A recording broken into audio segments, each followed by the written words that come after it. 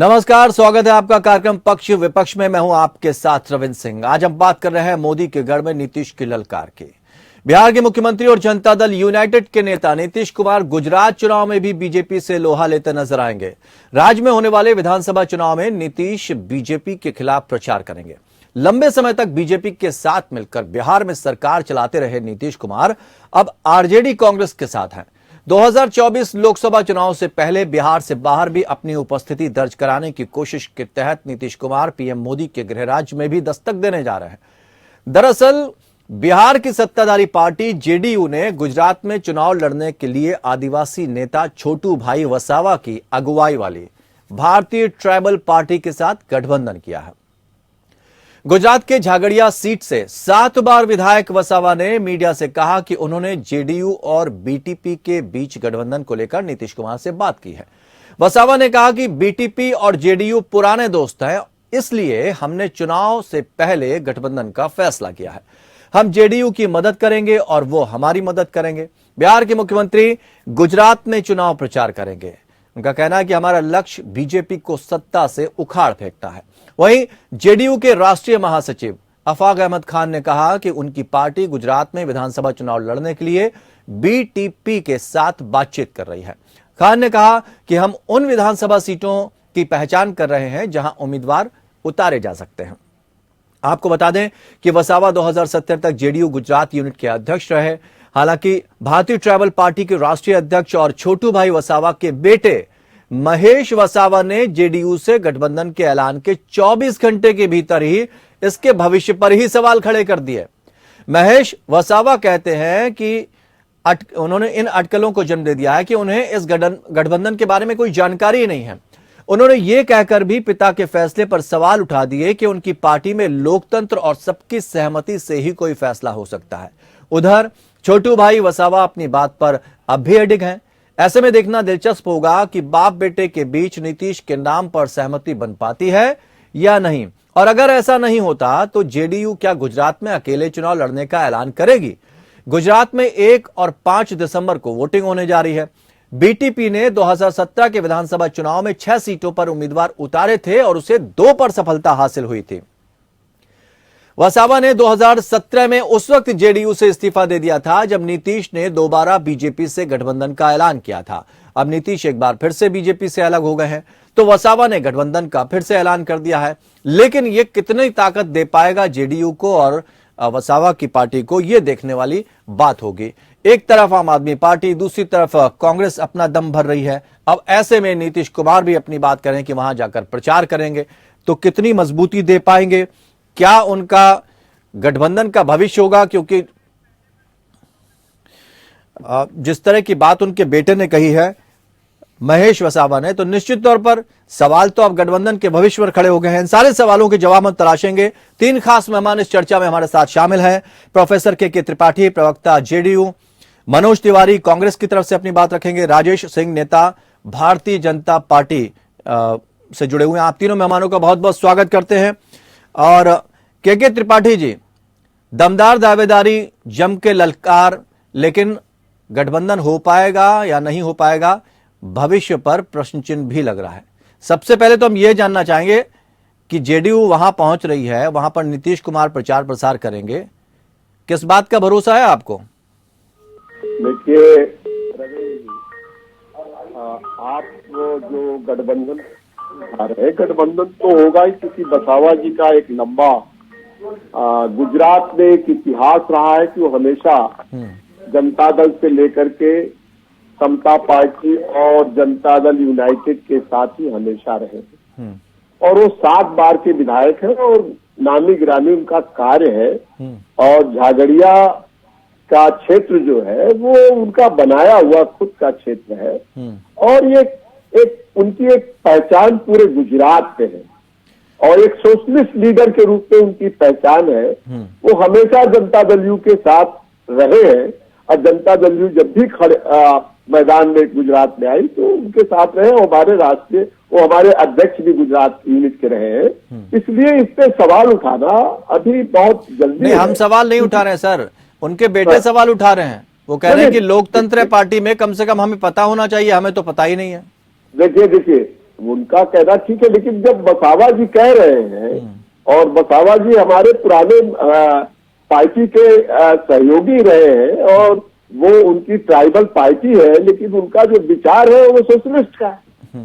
वो सोशलिस्ट कार्यकर्ता रहे हैं और वहां पे तमाम जनजातियों के सवालों को लेकर के मुद्दा उठाया, सड़क से लेके विधानसभा तक, चाहे वो संसद में हो, चाहे वो जॉर्ज फर्नांडीज रहे हो, चाहे शरद यादव रहे हो, सारे लोगों ने। लेकिन महेश वसावा की बात को हल्के में भी तो नहीं लिया जा सकता ना, बनाया गया है वहां पे। के त्रिपाठी जी, महेश वसावा की बात को हल्के में नहीं लिया जा सकता, क्योंकि वो तो पार्टी के राष्ट्रीय अध्यक्ष है।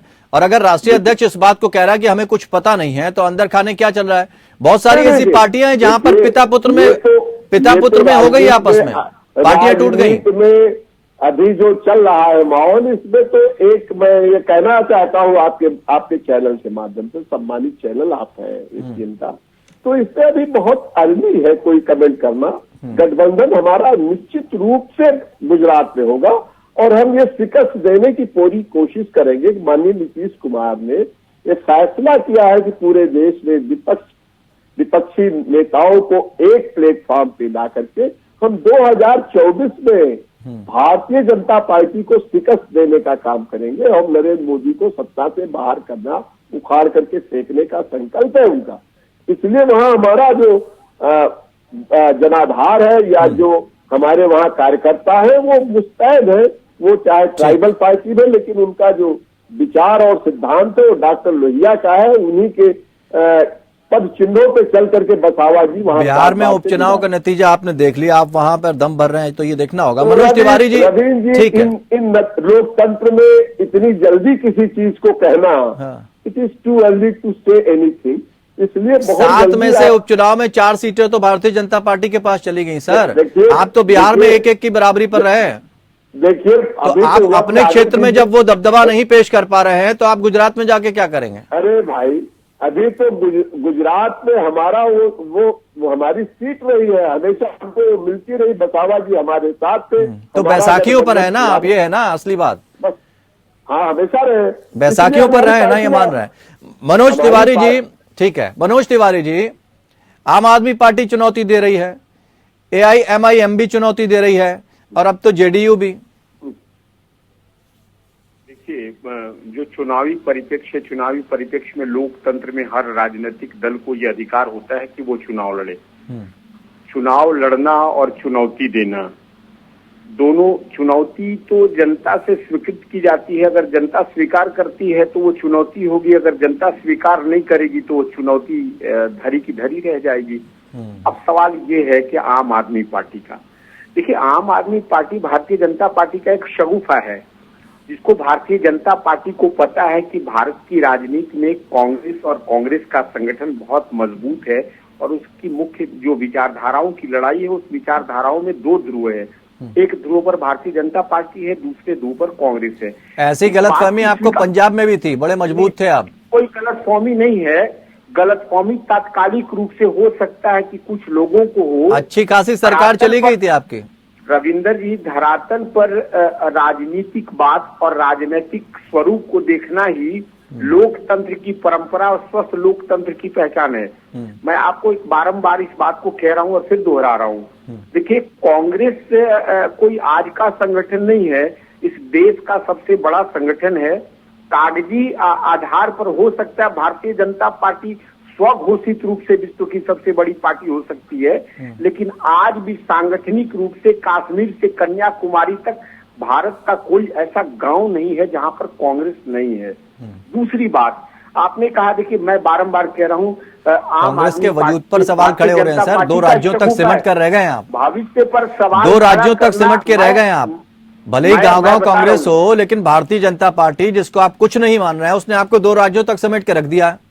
नहीं, मैं भारतीय जनता पार्टी को आपने ये कैसा कह दिया? मैं कहता हूं कि राजनीतिक रूप से 2 विचारधाराओं की लड़ाई है और उस विचारधारा में एक पोल हमारा, एक पोल उनका है। आपने कहा 2 राज्यों तक समेट दिया, जरा उस बात का जवाब सुन लीजिए। देखिए, लोकतंत्र में चुनाव हार जाना और चुनाव जनता की स्वीकारोक्ति नहीं होना, ये एक स्वस्थ परंपरा है, उस बात को हमने स्वीकार किया है। लेकिन एक राजनीतिक दल के रूप में अपने को पुनर्स्थापित करते हुए पुनर्सत्ता में आने की खातिर जनता के विश्वास को जीतने का हम प्रयास कर रहे हैं और यही एक परंपरा है। और जहां तक सवाल है कौन किसको चुनौती दे रहा है, अब कल होकर के कोई भी व्यक्ति कह दे कि हम भारत के प्रधानमंत्री के दावेदार हैं, आप ही कह दीजिएगा तो हम थोड़ी आपको रोक लेंगे। कोई नहीं तो जब आप मजबूत गठबंधन की बात करते हैं ना, दरअसल सवाल इसलिए खड़े हो जाते हैं, मजबूत गठबंधन की बात करते हैं तो गठबंधन के बड़े बड़े नेता आपके साथ खड़े नहीं आते हैं। जब आप कहते हैं कि हम साथ साथ चल रहे हैं लेकिन हम साथ साथ नजर नहीं आते, 26 नेता आपके वहां पार्टी छोड़कर दूसरे बीजेपी में शामिल हो गए। अब सुनिए ना, मैं उसका जवाब देता, जरा मुझे 1 मिनट का समय दीजिएगा। बहुत सारे नेतागण, मैंने क्या बोला, कांग्रेस का प्रभाव जरा देख लीजिए। कांग्रेस का इतना मजबूत प्रभाव है कि आज भारतीय जनता पार्टी कांग्रेसमय हो गई है। अब उसका उदाहरण बताता हूँ। अच्छा हाँ, इस बात में तो आप संतुष्ट हो सकते हैं, कम से कम आपकी अगर पार्टी सत्ता में नहीं आई तो भारतीय जनता पार्टी में आपके नेता इस पर खुश हो लीजिए। ये संतुष्ट और असंतुष्ट आपके हार्दिक पटेल पाटीदार नेता को मना नहीं पाए, हार्दिक पटेल उधर चले गए आपके। हमारे प्रभाव को जरा देख लीजिए कि आज के तारीख में 139 सांसद ऐसे हैं जो कांग्रेस छोड़ के भाजपा में गए हैं। तो जो लोग सत्ता की खातिर दल को छोड़ के जा सकते हैं, कल हमारा पलड़ा भारी होगा तो वो छोड़ के फिर वहां से चले आएंगे। ऐसे लोगों की कोई राजनीतिक प्रतिबद्धता तो होती नहीं है। अब वैसे और राजनीतिक अप्रतिबद्धित लोगों को आप राजनीति की धारा मानने और तो जेडीयू आपके साथ आएगी या आपसे अलग थलग जाएगी? क्या आप कितना भरोसा है? हमारे गठबंधन में है। सुनिए मैंने क्या बोला। नीतीश जी, आदरणीय नीतीश जी समाजवादी विचारधारा के लोग हैं और समाजवादी विचारधारा के लोग सांप्रदायिक वो भी बीजेपी के साथ गठबंधन कर रहे थे, तो उनको क्या कहेंगे आप? देखिए, मोदी जी के साथ जो उनका गठबंधन था वो स्वाभाविक गठबंधन नहीं था, जिसको उसने स्वीकार किया और छोड़ दिया। आज की तारीख में अगर वो भारतीय जनता पार्टी के साथ गठबंधन छोड़कर आए हैं तो उन्होंने अपने स्वाभाविक स्वरूप को स्वीकार किया है और वो बिल्कुल स्वाभाविक गठबंधन के साथ है।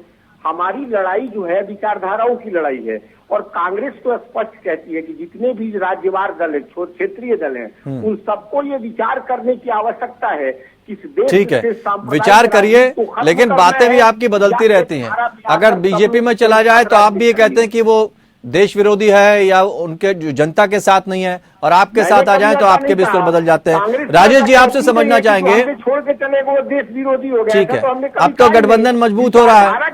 अब तो अभी तक तो आम आदमी पार्टी आपको चुनौती दे रही थी, कांग्रेस चुनौती दे रही थी, अब जेडीयू भी साथ में खड़ी नजर आ रही है। 7-8 वर्षों से नहीं है रविंदर जी, अब 8 वर्षों से नहीं। इसका मतलब ये थोड़ी है कि हमारा ठीक है।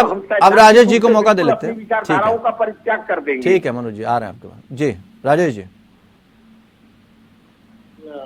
मिर्जा गालिब का एक शेर है कि हजारों ख्वाहिशें निकले फिर भी कम निकले, बहुत निकले मेरे अरमान फिर भी मेरे दम निकले। तो नीतीश कुमार जी के अरमान तो बहुत लंबे लंबे हैं, लेकिन अब इनकी जो स्वीकारोक्ति जो है वो बिहार में ही फंस गया। इनका जो किरदार था अब बिहार में ही फंस चुका है। भाई अब इनको तो खुद इनका भविष्य अंधेरे में आ गया कि अब आरजेडी इनको टिकट देगी कि नहीं देगी।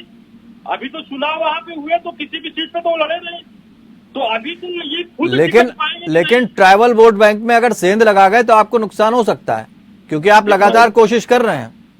देखिए रविंद्र जी, अभी तो कोई हिंदी भाषी क्षेत्र तो गुजरात है नहीं, एक बात। दूसरी बात यह है कि जो खुद अपने प्रदेश में जहाँ उनकी सरकार है, जहाँ तो मुख्यमंत्री है, वो बहुमत में भले नहीं है लेकिन मुख्यमंत्री है, तो वहीं पे उनको नकार दिया गया है।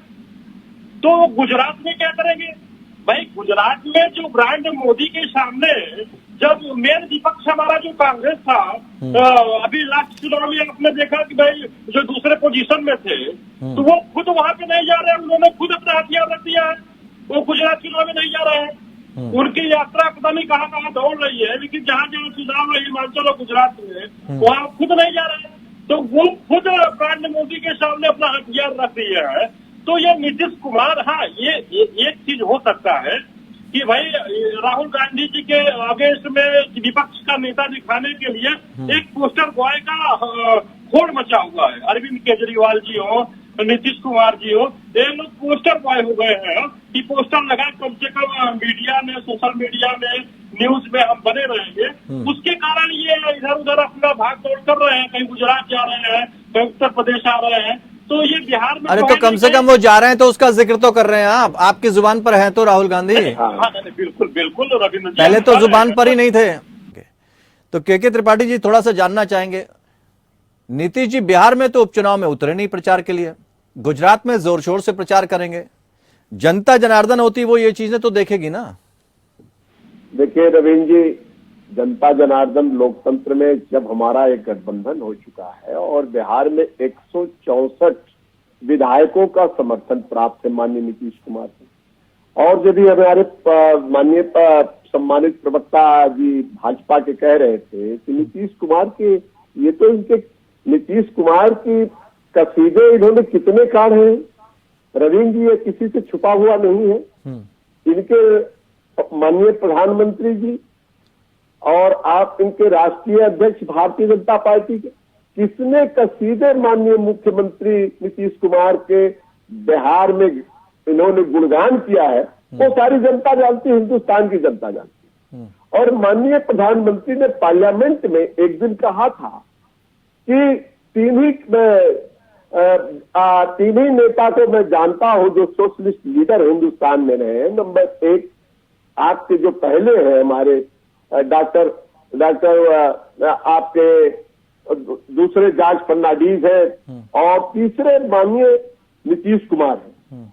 और ये लीडरों के उन्होंने चर्चा की, लेकिन तो जिनके साथ आपने गठबंधन किया है ना अब दोबारा से भारतीय जनता पार्टी छोड़ के, वो तो पलटू राम चाचा बोलते थे।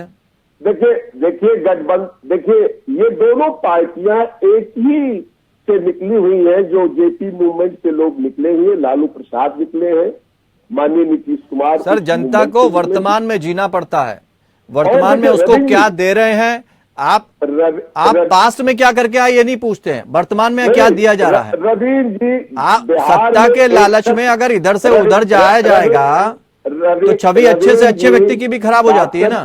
डॉक्टर लोहिया ने कहा था कि देखिए, जब भारतीय जनता पार्टी को हटाने के लिए वैचारिक रूप से हमारी केमिस्ट्री आरजेडी के साथ स्वाभाविक गठबंधन है, हम तो अस्वाभाविक गठबंधन में फंसे हुए थे। और भारतीय राजनीति में ना तो कोई परमानेंट मित्र होता है, न परमानेंट दुश्मन होता है, परिस्थितियां बनाती है। जब एक परिस्थिति 77 में बनी थी, सारे राजनीतिक दल इंदिरा गांधी के खिलाफ होकर के लड़े और सत्ता में आए, लेकिन वो सत्ता चली नहीं।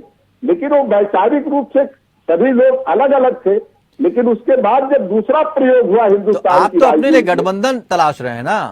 नहीं, तो इसका मतलब कांग्रेस के समकक्ष खड़े हो रहे हैं आप। नहीं, हम तो ये तलाश रहे हैं कि हमको सारे विपक्ष की पार्टियों को एक प्लेटफॉर्म पे लेकर के, ये जो मौलिक सवाल हिंदुस्तान में है, बेरोजगारी का सवाल है, किसानों की समस्या है, स्टूडेंट की समस्या है, बेरोजगारी, तो अपने राज्य की भी तो चिंता होनी चाहिए थी ना सर। इन सारी समस्याओं के त्रिपाठी जी, अपने राज्य की भी चिंता होनी चाहिए थी ना उनको। अगर अपने राज्य में उपचुनाव हो रहे हैं, आप प्रचार में नहीं जा रहे हैं, तो अपनी छवि को लेकर तो कॉन्शियस नहीं थे कि जाते गोपालगंज में या मोकामा में जाते तो उनको दिक्कत हो जाती, उनकी छवि खराब हो जाती। आपके इस सम्मानित चैनल के माध्यम से बताना चाहता हूँ कि वो स्टीमर के माध्यम से उनको कुछ चोट आ गई थी, कुछ परेशानी थी, उसको तो आप छोड़ेंगे। और लोकतंत्र में राहुल गांधी जी भीगते हुए स्पीच दे रहे हैं और नीतीश जी को चोट लग गई, नहीं जा पाए। रविंद्र जी, अगर किसी को चोट आ गई है और उसको भी आप नहीं करेंगे, तो ये तो स्वाभाविक चीज है भाई कि अगर कोई आदमी, आजकल तो डिजिटल मीडिया है सर, और हमारी मोदी जी से सीख ले लीजिए, आजकल तो डिजिटल मीडिया है, डिजिटल पे वो जगह जगह पहुंच जाते हैं। हमारी पार्टी के राष्ट्रीय अध्यक्ष, हमारी पार्टी के प्रदेश अध्यक्ष और हमारी पार्टी के तमाम कार्यकर्ता वहां जाकर के शिद्दत के साथ उन्होंने किया और लड़ाई। कितनी सीटें ले आएंगे आप वहां पर, और लोग कितनी सीटों पर झटका देंगे बीजेपी को, क्या लगता है? बीजेपी को, जो आपने भी एक सवाल कहा है, आपने खुद ही कहा रविंद्र जी कि ट्राइबल क्षेत्र में हम इनको बहुत बड़ी मात देंगे। और बसावा जी कोई साधारण लीडर नहीं है, बसावा जी 7 बार के विधायक हैं। राजेश जी चुनौती के लिए तैयार हैं? ट्राइबल क्षेत्र में उनको बहुत बड़ा सम्मान मिलता है, क्योंकि आपके लिए भी जो 2002 से अगर आंकड़े उठाकर देखे जाए ना राजेश जी, तो बहुत संतुष्टि भरे आंकड़े नहीं है भारतीय जनता पार्टी के लिए। 117, 2002, 9 में जाइए 116, जी उसके बाद 14 में आइए, 12 में आइए, तो आंकड़े घटते जाते हैं। अब तो 99 पे आ गए आप। देखिए रविंद्र जी, बात आंकड़ों की नहीं है, बात आपकी ये तो है सीटें कि घट रही है ना, बात आंकड़ों की तो है ही ना। हाँ हाँ हाँ, जो सीटें घट भरोसा रही आपका थी। गुजरात की जनता के ऊपर बना हुआ था वो तो कम हुआ, ये प्रदर्शित करता है। 77 सीटों पर कांग्रेस है, नहीं, 99 पे देखिए, आप हैं। रविंद्र जी, हाँ रविंद्र जी, देखिए क्या हुआ कि अभी हम त्रिपाठी साहब का जवाब दे दें, उसके बाद हम आपका जवाब देते हैं। देखिए नहीं, आप जहाँ तक पहले बिहार हमारी बात का प्रश्न जवाब है, दे लीजिए, फिर उधर चले रवींद्र जाइए। जी का दीजिए, हमारी जवाब चलिए, तो हम आप आपका दे रहे हैं। जानते ही हैं। हम तो आप रवींद्र साथ जी, रहे हैं देखिए, भाई, हम तो आपके साथ लंबा गठबंधन निभाए हैं, हम आपको बड़े अच्छी तरीके से समझते हैं भाई। हाँ हाँ, हम जवाब दे रहे हैं, हम जवाब दे रहे हैं त्रिपाठी साहब। देखिए रविंद्र जी, जहाँ तक गुजरात का प्रश्न है, तो गुजरात मोदी जी के आने के पहले और आने के बाद में कितना बड़ा परिवर्तन हुआ है, पूरे गुजरात की जनता भी देख रही है, आप भी देख रहे हैं, और पूरे देश की जनता देख रही है। बिहार के लोग गुजरात में नौकरी के लिए जाते हैं रविंद्र जी। एक इंडस्ट्रियल स्टेट बन गया है गुजरात। और गुजरात की जीडीपी आप देख लीजिए। जहां तक पिछले चुनाव की बात है कांग्रेस की, तो उन्होंने जो षड्यंत्र रचा था, झूठ बोला था, आज सारे नेता हमारे पास आ गए। उनके पास कौन, हार्दिक पटेल तक हमारे पास है। तो जो उन्होंने एक जातिवाद का कार्ड खेला था, वो कार्ड उनका चलने वाला नहीं है। अब गुजरात की जनता समझ गई इन लोगों के षड्यंत्र को। तो यही बात तो वो कह रहे हैं, षड्यंत्र में आने वाली नहीं है। लेकिन आपकी पार्टी की जो अंदरूनी कलह है अभी खुलकर सामने नहीं आई।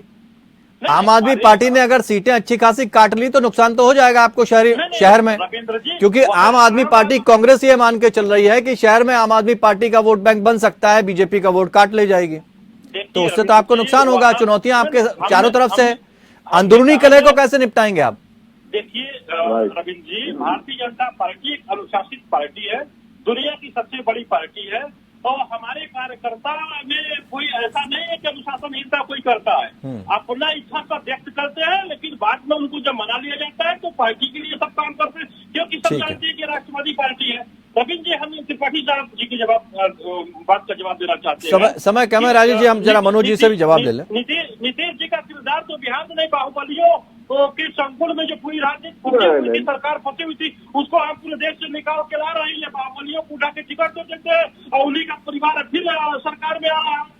तो ये लोग तो बाहुबली के ऊपर शासन करने वाले लोग हैं ना, उनके घर तो शासन करने वाले लोग हैं। अरे भाई, आप हिमाचल प्रदेश में भी अगर आंकड़े उठा के देखे जाएं तो बहुत सारे बाहुबलियों को और बहुत सारे ताकतवर लोगों को बीजेपी में भी टिकट दी गई है। खैर, मनोज जी का जवाब ले ले। मनोज जी का समय कम है, समय कम। के त्रिपाठी, समय कम। मनोज जी आपको आ रहे हैं, के त्रिपाठी जी, समय कम। 11 बाहुबली थे। मनोज तिवारी जी, जी जी, आपके पार्टी के 11 बाहुबली थे मंत्री भाई, हमारे साथ में टेंटेड थे।